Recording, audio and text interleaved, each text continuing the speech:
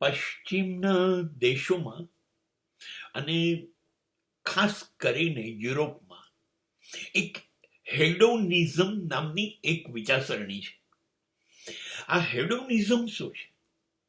હેડોનિઝમ માત્ર એટલું જ કે છે કે આ પૃથ્વી ઉપર જન્મ લીધો એટલે જિંદગી મળી, જિંદગીનો એક જ અર્થ છે માત્ર સુખી થવું. જીવન એટલે સુખની જ શોધ. આ મૂળ ગ્રીસની વિચારસરણી છે. સતત સુખ મેળવવા માટે જ જીવવું, એ સિવાય જિંદગીનો કોઈ અર્થ નથી. અને સુખ સતત મળવું જોઈએ એવું નહીં, અત્યારે જ મળવું જોઈએ, ભવિષ્યમાં નહીં. ભવિષ્યમાં સુખી થવાનો કોઈ વાયદો નહીં ચાલે. અત્યારે જ બહુ જ ઝડપથી માણસ સુખી થઈ જવું જોઈએ. આ ગ્રીસની વિચારસરણી છે. આપણે ત્યાં ભારતમાં પણ ચાર્વાક વિચારસરણી બહુ જાણીતી છે.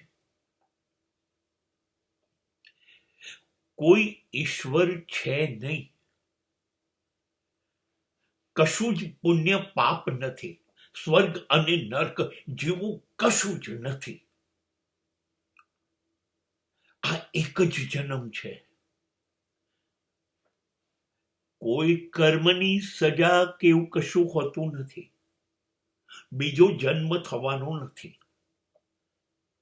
માટે આ જેટલા શ્વાસ, આ જેટલા વર્ષો મળ્યા છે, દિલ ખોલીને જીવી લો.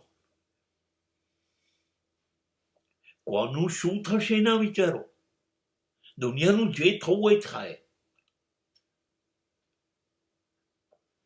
માત્ર હું સુખી થવો જોઈએ, મને આનંદ થવો જોઈએ, મને મજા આવી જોઈએ, મને જલસો પડી જવો જોઈએ. આ વિચારધારા નું નામ હેડોનિઝમ છે, જેમાં આજુબાજુના કોઈ સંજોગો, કોઈ વ્યક્તિ, કશું એના વિશે વિચારવાનું નહીં. આ ન્યાય છે, આ સત્ય છે, આ ધર્મ છે, આ નીતિ છે? ના, કશું જ નહીં.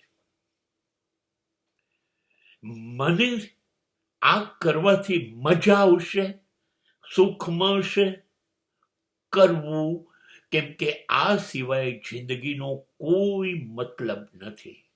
આ છે હેડોનિઝમ.